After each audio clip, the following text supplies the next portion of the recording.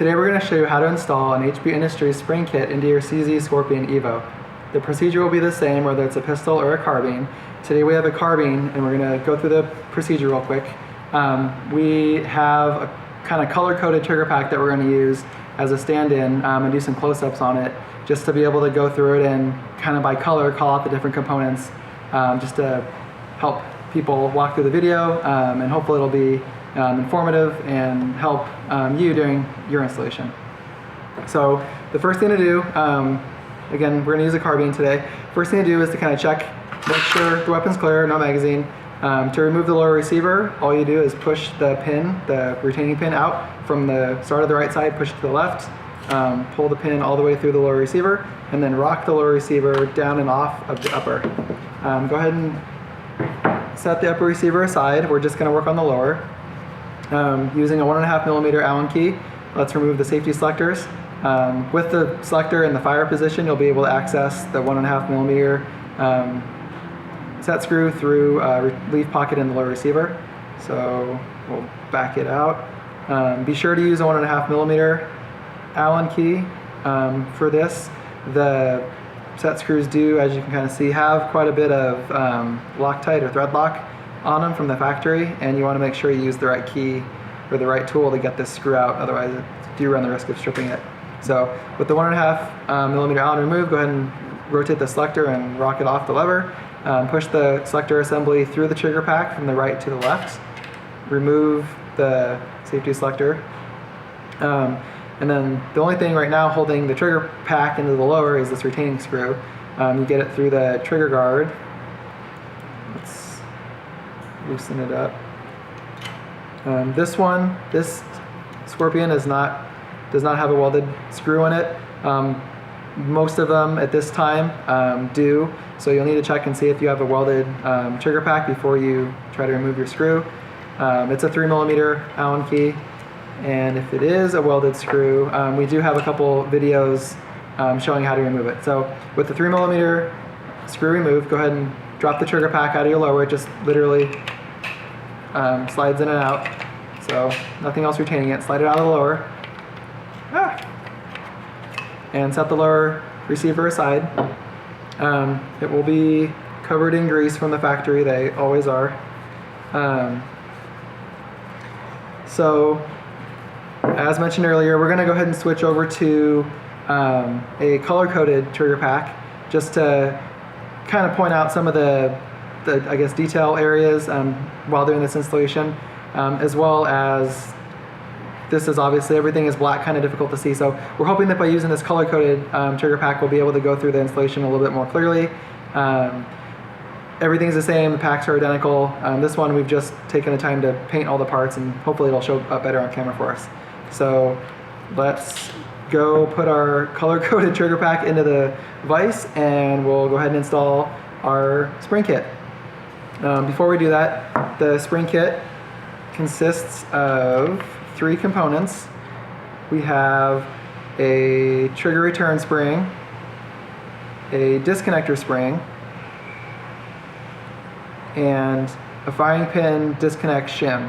The firing pin disconnect shim is not going to be needed in every single installation. However, we have noticed that some of the sheet metal housings, shown in white here, can be warped a little bit from the factory. They're not always stamped exactly at 90 degrees, and if they are a little warped, it causes the sheet metal housing to kind of rub and bind up against our firing pin disconnect lever. So if we need to, we can shim it. Again, not required on all installations. If you already have our springs installed, probably means you don't need it. They are running fine. It's just that at the time of this video, kind of mid 2017, we have started to see some warped sheet metal packs, and the shim does alleviate any extra pressure that the sheet metal puts on the firing pin disconnect. So that said, let's take the color-coded trigger pack over to the vise and we'll get to work. So we put our trigger pack in our vise. We machined a set of soft jaws here. We do enough of them that we just made a dedicated set of soft jaws. If you don't have soft jaws available, you can use neoprene jaws or nylon soft jaws. There are quite a few options out there. The important thing is not to put your kind of a little bit delicate trigger pack into a steel vise and crank on it real hard. So everything in the vise, let's get to work. The first thing to do here, we're going to remove the hammer. We've taken the pressure off of it by letting it fall forward, so there's no spring tension built up on the hammer. We're going to push the 5mm pin through the trigger pack about 70% of the way through. We'll feel the hammer start to get loose. In this case, the hammer is pink. We're going to kind of rock the hammer out. With the hammer removed, we just going to need to push the 5mm pin a little bit further through the pack to the point where we can get our hammer spring out. So we're going to remove the hammer spring, and kind of as we can see right now, our 5mm pin is just holding in this yellow bar. This is that firing pin disconnect that we talked about, and you can kind of see where it's riding up against the white sheet metal trigger housing. And so our shim is going to go between these two components if we need it, or if we see that there's excess friction there. So the next step is going to be to remove the spring tension from this trigger return spring. It's hooked underneath our yellow firing pin disconnect. So we're going to push down on the trigger return spring here, relieve a little bit of that pressure, and then pull our 5mm pin all the way out through the pack, and that's going to essentially let our yellow firing pin disconnect just walk free. So we're going to do that. So we're going to hold, the way I like to do is I hold the firing pin disconnect with my thumb and pinch it up against the sheet metal, the white sheet metal trigger housing. We're going to pull the 5mm pin out, still holding pressure with, again, between our finger and our thumb on the firing pin disconnect. We can kind of put some downward pressure on the trigger return spring and walk the firing pin disconnect out, and our spring right there has popped up. So it's no longer under any type of pressure at all. And again, this yellow part is our firing pin disconnect. So we're going to put that aside and focus just on now the sear and the disconnector. We are going to push this little 3mm dowel pin through the trigger pack, this time from the right side to the left, so kind of opposite of our larger 5mm pin. This one's going to go left to right. So kind of push it maybe a 1/4 inch through, and we'll see the trigger return spring is now loose after we've pushed the pin through it. So remove trigger return spring, and let's keep pushing our 3mm pin through the trigger pack. The disconnector has a spring under it. The back side, you can kind of see it. I'm going to grab a different tool. You can kind of see it peeking through over here. So the sear is copper. Our disconnector is painted red, and there's a spring underneath the disconnector in the sear, kind of keep it under tension. So if we push forward on the sear, or if we push down on the back of the sear, we can kind of alleviate a little bit of that pressure. I'm going to try to do it with the two tools here so you can see it, get my fingers out of the way. So push down the back of the sear, and then kind of reach through with the dowel pin and push that 3mm pin further through the pack. Kind of giving me trouble. Let's push on the front of it, and kind of push the 3mm pin further through. So we've advanced our 3mm pin by about another 1/4 to 3/8 of an inch. Now the disconnector is free of the pin, and I'm using my punch to kind of hold the disconnector. So we're going to put a little pressure on the spring, remove our punch, take our fingers off. Disconnector is free, so kind of remove our red disconnector. The disconnector spring is again in the pocket in the sear. It's not retained. It just kind of sits in the pocket. So we're gonna remove that guy just to get him out of there. And last couple of things are this silver collar. It just acts as a spacer for the disconnector. And so we'll keep pushing our pin a little bit more through the trigger pack at a time. Let's go ahead and remove our 3mm pin. It's all the way out. We set it aside. And our bushing is just going to come out as well. Oops. So all that's left now is the sear, and it literally just lifts out of the trigger pack. Come on, sear. So sear and trigger, kind of show that again. So copper colored sear has a trigger shoe pin to it. It's just sits in the sheet metal trigger housing. So you can remove that as well if you want to, just to clean it up. We are going to put it back in place. If you're doing a trigger shoe, this is where you would do it. You'd kind of fixture the sear and push your 3mm roll pin through the trigger, replace it, 3mm roll pin back in. When you do that, make sure that the roll pin is flush on either side. If it's protruding on the left or right side, it's going to drag in the opening in the lower receiver, kind of like you can see in the vise here. When the trigger drops back through the lower receiver, if there's roll pins sticking out of either side, it's going to drag on the lower. So here we go. So sear back in place, and we're going to reassemble with the new springs and shim if we need it. In this video, we're going to go ahead and put the shim in just to be complete, but again, this pack probably doesn't need it. So let's go in with our 3mm pin, and gonna slide our spacer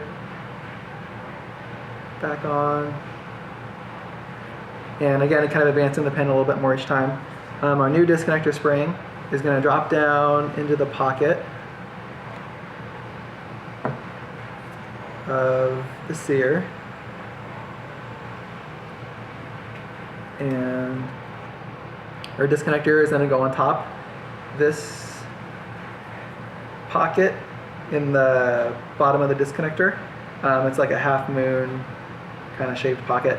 It's going to sit on top of the spring, kind of like we saw when we took it apart. So let's make those two components, and we're going to put a little bit of pressure down on the disconnector, the red disconnector, so that we can get the holes to line up between the disconnector and the copper sear. And advance, when we do that, we're going to advance our, again, the small 3mm pin a little bit further. At this point, we can kind of check the disconnector to make sure it's retained and the spring's working. You just should rock maybe 15 degrees, and freely. There should be no binding. We're going to install our HBI Industries reduced weight trigger spring in here. It's got an orange leg on it. It cannot be installed backwards or wrong, but essentially what we're going to do is put the orange leg is going to touch the bottom of the sheet metal trigger housing, so it's going to face down.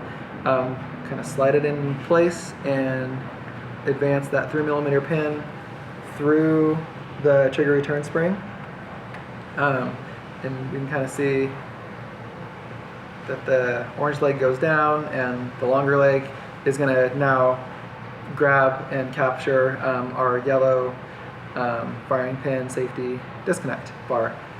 If we want to install the shim, this is where we put it. It's going to go between our firing pin disconnect on here. So it's going to go between our firing pin disconnect and our sheet metal trigger housing. It's a little tricky to get installed. The way that I typically do it is try to capture both components, both the firing pin disconnect and the shim, at the same time. And at this point,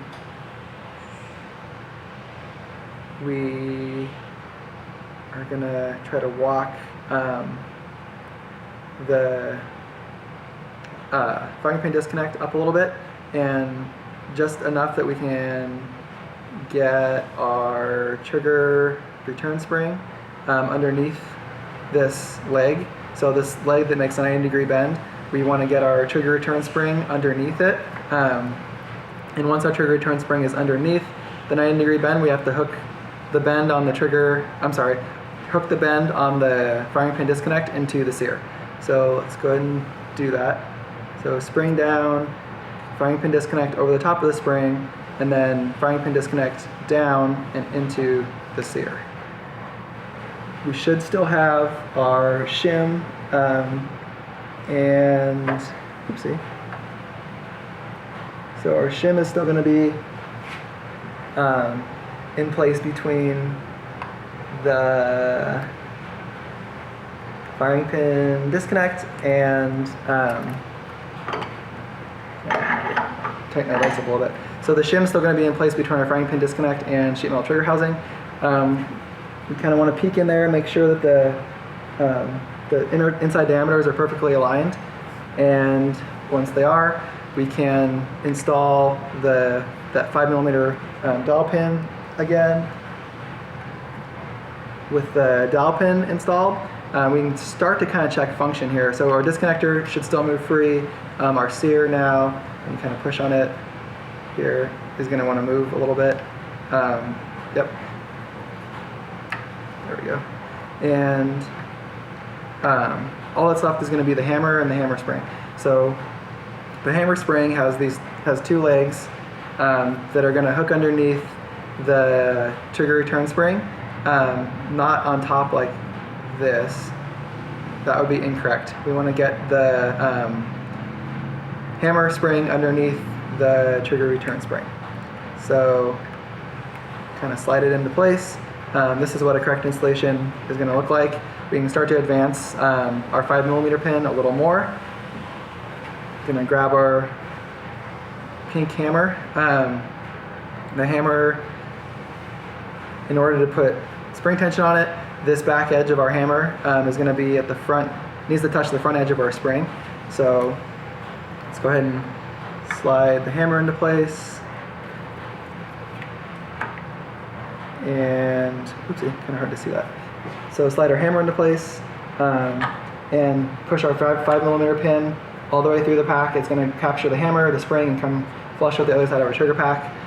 So with the 5mm roll pin installed, we can check our hammer, see that we have spring tension on the disconnector. We can go ahead and remove our pack from the vise and kind of inspect this area here between our firing pin disconnect safety bar, the yellow bar, and the white sheet metal trigger housing. That's where our shim is. There should be just, I don't even know if we can see it on the camera, even it's just ever so slight amount of gap so the two components aren't rubbing up against each other.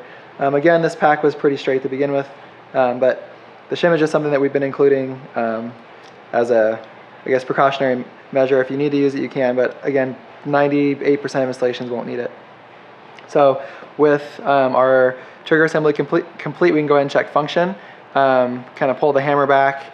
We'll see it engage the sear, which is copper, and we're looking for disconnect. The red disconnector should fall off of the pink hammer on its own, and kind of pull the trigger and fall forward. So again, just kind of check function, make sure your pack is running outside the lower receiver, and then we're going to go ahead and take it and put it back in the lower. So it's going to put our hammer back, and we're going to drop the trigger pack back in the lower receiver. This one is our fancy color-coded pack. If there's ever any issues getting the trigger assembly back into the lower receiver, it's going to be due to the roll pins, or not the roll pins, the dowel pins not being flush. So just make sure the dowel pins are flush. And when you drop your pack back in, it should slide again right back in. Safety selectors go in the same way that they came out. You'll kind of need to maybe pry up on the white sheet metal trigger housing as you're sliding the safety selector crossbar back through. This little V-groove in the safety selector crossbar needs to mate with the tang in the white sheet metal trigger housing. So what we do, we kind of use our fingers to rock the selector up and underneath the white sheet metal trigger housing, and you can kind of hear it click in place when you get it correct. So kind of rock it, let's see, up and under, and it'll snap right into place. Go ahead and reinstall the other safety selector and add your trigger housing retaining screw, and you're good to go. After installing the spring kit, you'll be in the range of 5 to 5.5 pounds on your trigger pull, which is again down from factory 9+ pounds. So pretty fair upgrade for the time and money. It's probably the biggest bang for your buck that you're going to get as far as upgrades for your Scorpion go. We do have several other videos on other parts installations, and if you have any questions, please feel free to call us, email us, reach out to us on Facebook. We're here to help all the time, so just let us know if you need anything at all. Thanks.